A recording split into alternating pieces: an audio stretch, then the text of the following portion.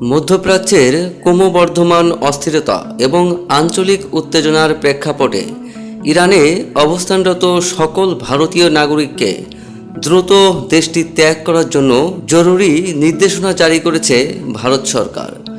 বৃহস্পতিবার 23 এপ্রিল তেহরানে অবস্থিত ভারতীয় দূতাবাসের পক্ষ থেকে এক বিজ্ঞপ্তির মাধ্যমে এ তথ্য জানানো হয়। খবর ইকোনমিক টাইমসের। তবে এই নির্দেশনা এমন এক সময় এলো যখন ইরান ও ভারতের মধ্যে পুনরায় বিমান চলাচল শুরুর প্রক্রিয়া নিয়ে ইতিবাচক আলোচনা চলছিল।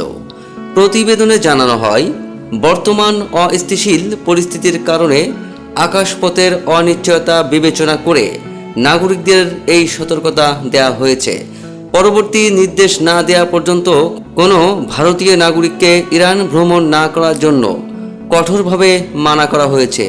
আকাশপথ কিংবা স্থলপথ কোনো মাধ্যম ব্যবহার করেই নতুন করে দেশটিতে প্রবেশ না করার জন্য বলা হয়েছে। যারা বর্তমানে সেখানে অবস্থান করছেন তাদের নিরাপত্তা নিশ্চিত করতে দূতাবাসের সঙ্গে নিবিড় যোগাযোগ বজায় রাখতে অনুরোধ করা হয়েছে। ভারতীয় দূতাবাস তাদের নির্দেশনায় আরও জানিয়েছে, নাগরিকদের দ্রুততম সময়ের মধ্যে প্রস্থান প্রক্রিয়া সম্পন্ন করতে হবে।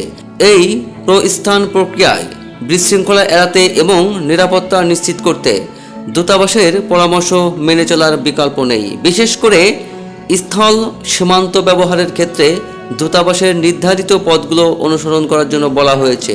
কোনো ধরনের পূর্ব ঘোষণা বা দূতাবাসের সঙ্গে সমন্বয় ছাড়া আন্তর্জাতিক সীমান্তের দিকে অগ্রসর না হতে সতর্ক করা হয়েছে, কারণ এতে লজিস্টিক ও নিরাপত্তা ঝুঁকির সম্ভাবনা অনেক বেশি।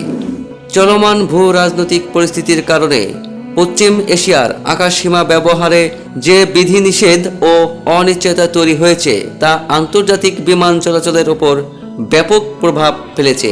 ইরান ও প্রতিবেশী দেশগুলোর মধ্যে চলমান উত্তেজনার প্রেক্ষাপটে এই নিরাপত্তা ঝুঁকি দিন দিন বৃদ্ধি পাচ্ছে। এই প্রেক্ষাপটে ভারত সরকার তার নাগরিকদের জীবনের নিরাপত্তাকে এখন সর্বোচ্চ অগ্রাধিকার দিচ্ছে। গত ফেব্রুয়ারি মাস থেকে এই অঞ্চলের সংঘাতের আঁচ বাড়তে শুরু করলে ভারত সরকার পর্যায়ক্রমে বেশ কয়েকটি সতর্কতামূলক নির্দেশনা জারি করেছিল।